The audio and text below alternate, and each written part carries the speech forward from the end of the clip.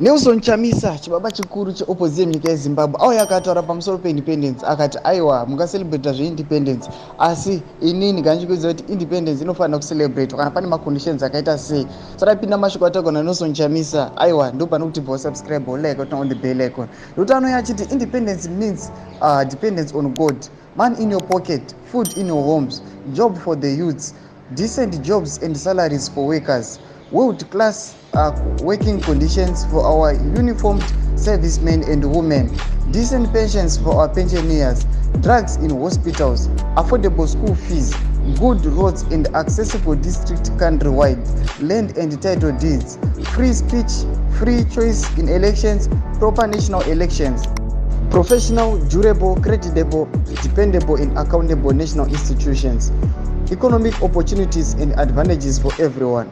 Independence means functional and well-maintained infrastructure upon working systems. No mashoko anoitaurwa panapa naNelson Chamisa achiti aiwa to celebrate independence but we must cope.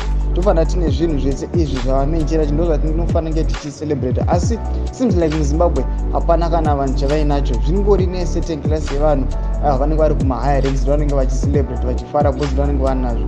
Modudze mafundo enyu muri kudii pamusoro pemashoko ayo? Pine mucomment section medu musangano subscribe or like, on the bell icon.